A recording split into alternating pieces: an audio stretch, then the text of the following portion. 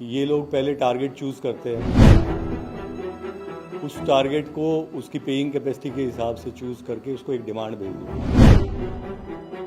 वरना उसको डराने के लिए ये शूटर्स को रिक्रूट करते हैं। उनको ये बुला के और अलग अलग जगह पे ठहराते हैं जहाँ पे किसी को ये नहीं पता होता कि कौन इनका इंतज़ाम कर रहा है, कौन इनको हथियार सप्लाई कर रहा है। फायर करवाते हैं, उस फायर में खिड़की पे, शीशों पे, दरवाजे पे, सीलिंग पे, कहीं पे भी फायर हो सकता है। उस इलाके से उनका कोई संबंध नहीं होता, वो रैकी करते हैं, फायर करके चले जाते हैं और फिर उनका सीसीटीवी फुटेज में भी पहचानना उनको मुश्किल हो जाता है। गोल्डी बरार भी वहाँ की वांटेड लिस्ट में आ चुका है और जो बाकी हैं, इस जो पहला केस था सनलाइट कॉलोनी वाला, इसमें लॉरेंस बिश्नोई का जो भाई है अनमोल बिश्नोई, वो उसका ऑपरेशन था। वो खुद लाइन पे आके फिरौती भी डिमांड कर रहा था और आगे इनको डायरेक्शन भी दे रहा था।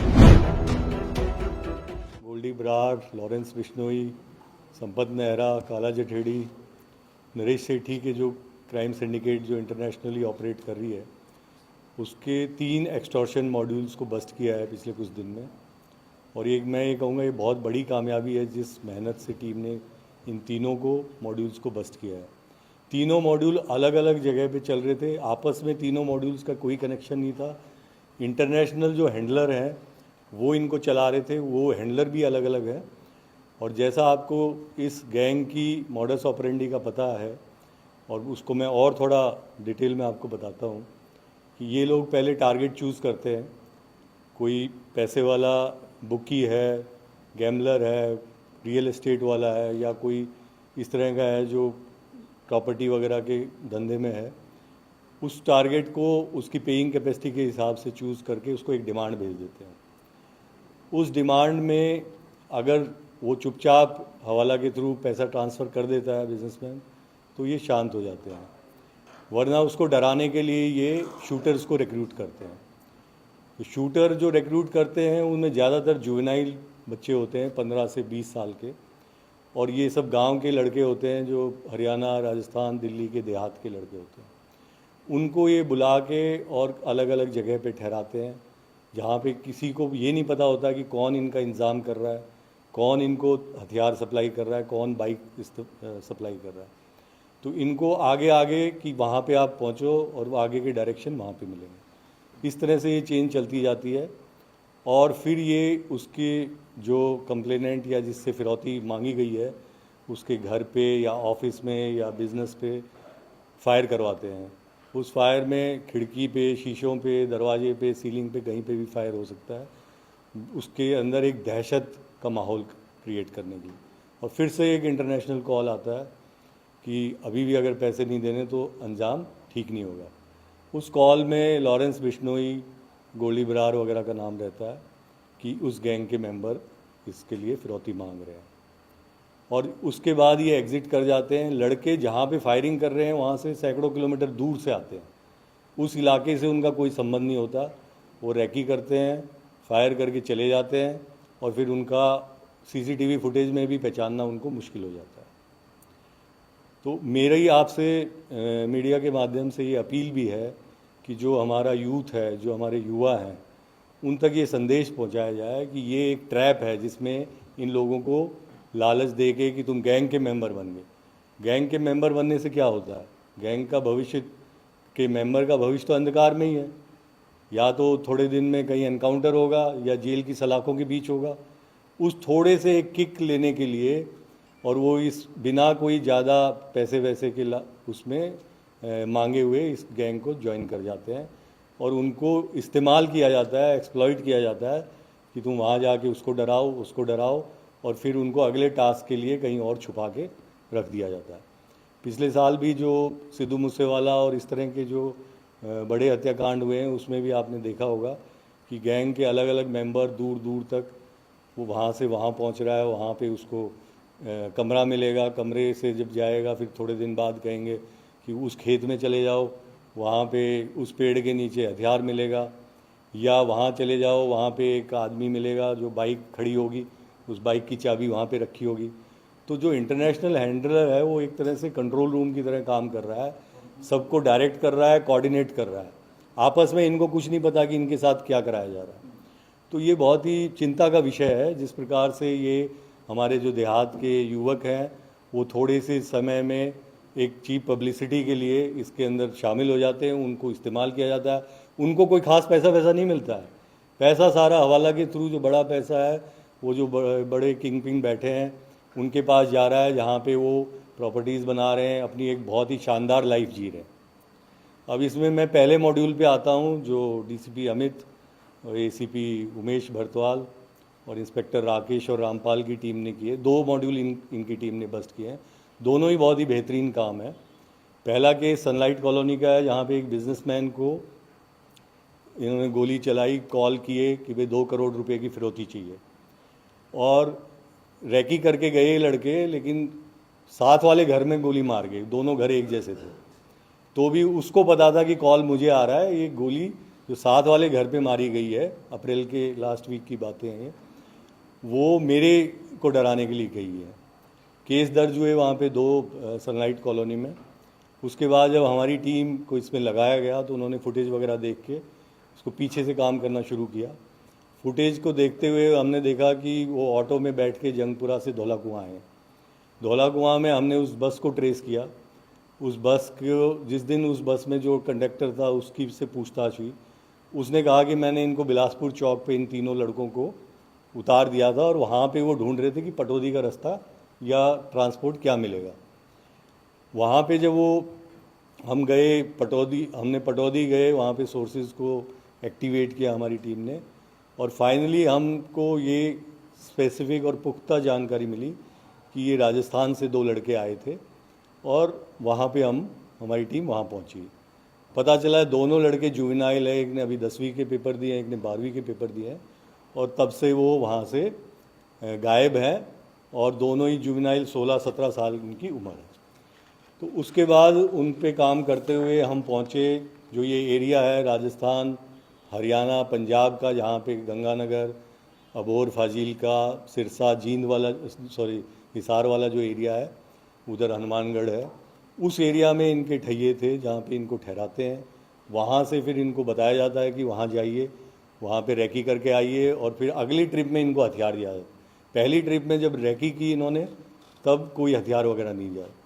इसमें जो 3 लड़के पकड़े गए हैं, उसमें 2 लड़के जो जुवेनाइल हैं वो राजस्थान के थे, और एक लड़का जो मेजर है, मात्र 18 साल का ही है, वो गुजरात से था, जिसका नाम इन्होंने डेविल रखा हुआ था। तो ये 3 लड़के गिरफ्तार होने पे इन्होंने ये पूरा बताया। इसी टीम ने एक और मॉड्यूल को बस्ट किया, जो नरेला में फायरिंग करके गए थे। यहाँ पे एक प्रॉपर्टी डीलर जो सोनीपत का रहने वाला था, वो नरेला में लामपुर में एक प्रॉपर्टी डीलर का ऑफिस किए हुए था। उसके ऊपर इसी प्रकार के कॉल आने शुरू हुए, और फिर इन कुछ 2-3 लड़के आए, उन्होंने गोली चला दी। इस बार वो धमकाने की नहीं थी, बल्कि उसके पैर में गोली मारी, और साथ में उसका एक साथी बैठा था, उसको भी गोली लगी। तो ये केस भी बहुत सनसनीखेज था, और इन लोगों ने उस पर काम करते हुए बाद में 2 लड़कों को अरेस्ट किया है, और 1-2 लड़कों की अभी तलाश बाकी है। इसमें से भी एक लड़का माइनर है, जुवेनाइल है, और एक लड़का सोनीपत का रहने वाला है। उसके भी सारी कहानी वही निकल के आ रही है कि भाई तुमको रिक्रूट कर लिया हमने गैंग में, तुम आ जाओ, तुम, और कुछ खास पैसा वैसा इनको नहीं मिलता, खाली बस वेपन दे देंगे, वहाँ जाके गोली चला के आ जाइए। और तीसरा मॉड्यूल हमारी NR1 की टीम है, एसीपी विवेक त्यागी और इंस्पेक्टर पंकज ठाकरान की टीम।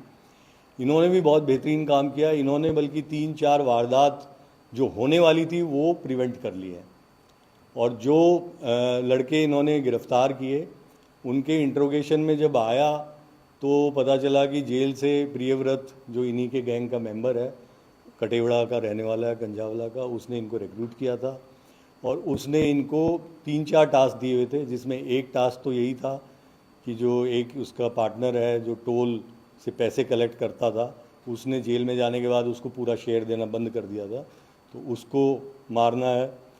कटेवड़ा में एक शोरूम है, उस पर गोली चलानी है, उससे फिरौती लेनी है, कुछ और भी 2-3 काम इस प्रकार के, इधर एक गाड़ी पे गोली चलानी है। तो इस तरह के काम उनको सौंपे हुए थे, और इन्होंने उनसे 4 पिस्टल रिकवर किए। पूरे इस ऑपरेशन में 6 वेपन और करीब 25 राउंड रिकवर हुए हैं और 8 लोग गिरफ्तार हुए हैं, जिसमें से जैसा मैंने बताया 3 वो जुवेनाइल थे, बाकी ये लोग हैं। तो कुल मिला के मैं फिर से यही दोहराना चाहूँगा कि जो ये इन्होंने मॉडस ऑपरेंडी को कर लिया है कि भाई यहाँ पे ये फिरौती मांगेंगे, पैसा हवाला के थ्रू विदेश में जाएगा, उससे लॉ एनफोर्समेंट एजेंसीज़ को भी दिक्कत आ रही है उस पैसे की ट्रेल को ट्रैक करने में। और हमारे निरंतर प्रयास हैं FBI और बाकी जो फॉरेन एजेंसीज़ हैं उनके साथ मिलके इनके ऊपर शिकंजा कसा जाए।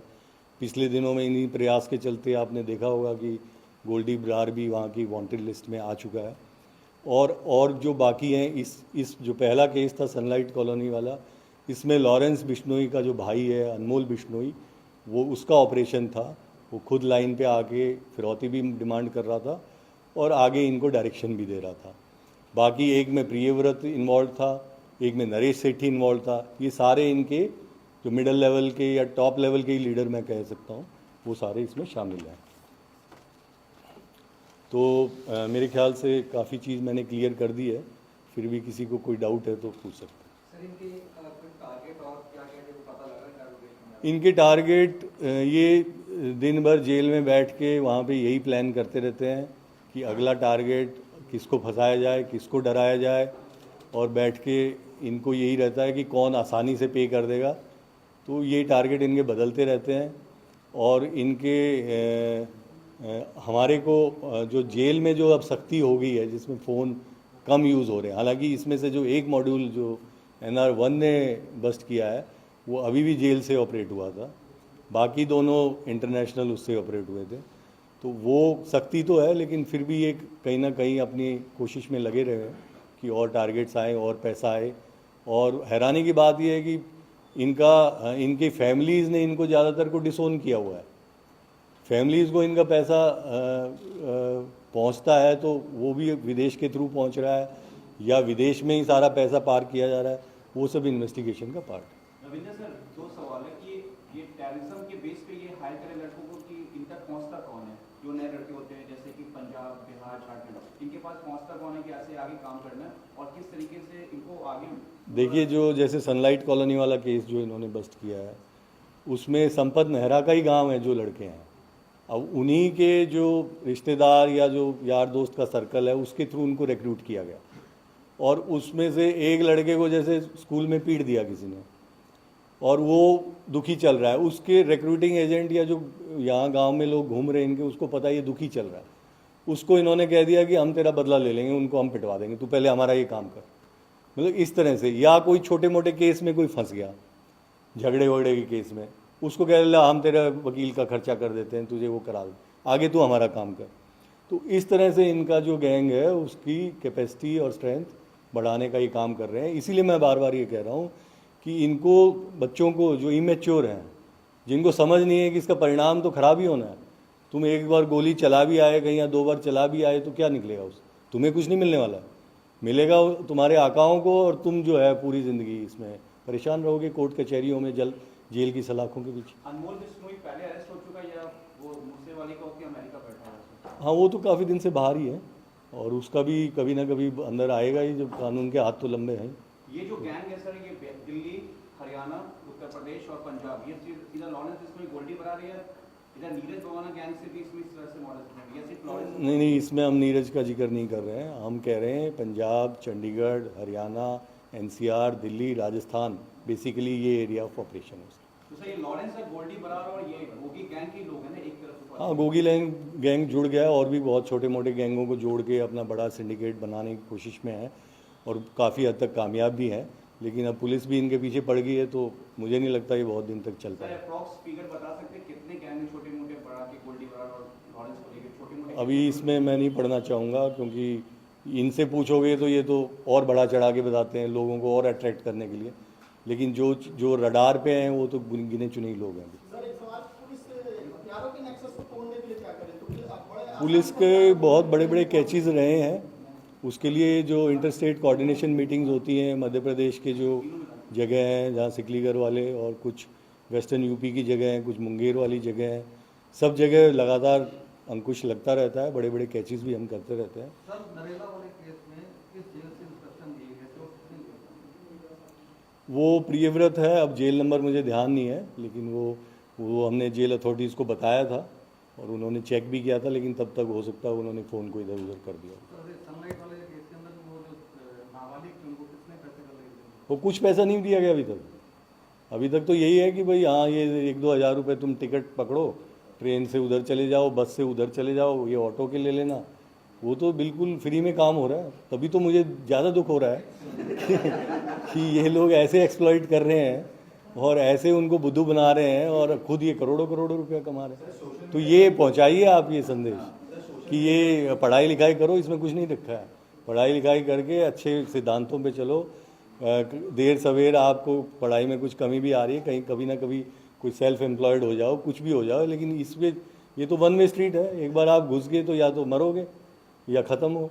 इसमें कोई वो थोड़ी है कि बहुत लंबा आपको नेता बना देगा या कुछ कर देगा। सर ज़िगाना पिस्टल का फैशन बन गया इस गैंग में सर, रिसेंटली टर्किश जो कि बैन है यहाँ पे सर, इस पे क्या है सर? क्या ये लोग यूज़ करते हैं कहीं सिद्धू मूसेवाला? हाँ, जहाँ इनको बड़ा काम करना होता है वहाँ यूज़ करते हैं। जहाँ ये डराने धमकाने का है वहाँ तो ये सेमी ऑटोमेटिक कंट्री में टाइप चला लेते हैं।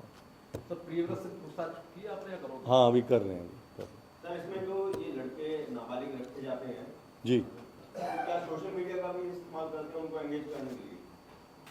सोशल मीडिया में तो आजकल हर आदमी खुद ही लगा हुआ है, तो इनको बहुत ज़्यादा ज़रूरत नहीं। इंस्टाग्राम पे ये देखा इन्होंने, अपनी कम्युनिकेशन शुरू कर दिया। कुछ दिन तक उसको भाव नहीं देंगे, थोड़े दिन में वो सोचेगा यार किसी तरह भाई मेरे को अपने गैंग में कर ले, ये कर ले, फिर कहेंगे हाँ तो उधर रिपोर्ट कर, थोड़े दिन तेरे को ऑब्जर्व करेंगे, उस तरह का है। अरे भैया सीपी साहब की मीटिंग का देख लेना, टाइम हो रहा है, 12:30 बजे मीटिंग, वो चेक कर ले। और कोई खास? देखो जैसा मैंने बताया, कोशिश जेल से भी है इनको ऑपरेट करने की, लेकिन अब जो मेजर काम हो रहा है, पैसा इकट्ठा, हवाला वगैरह, वो सब इंटरनेशनल हो रहा है और उसमें उसी को पता होता है किसको क्या लॉजिस्टिक्स देनी, कौन कहाँ मिलेगा क्या। तो उसके लिए हिसाब से पुलिस के लिए चैलेंज ज़्यादा बड़ा हो गया कि पहले उसको, अच्छा वो डिब्बे वाला है, डोंकी सिस्टम है, वो सारी चीज़ें हैं, कॉल भी एक डायरेक्ट फ़ोन से नहीं होगी, डिब्बा लगा के होगी। तो उसको ट्रैक करने में, उसका कन्विक्शन लाने में, एविडेंस जुटाने में कुछ दिक्कत आ रही है।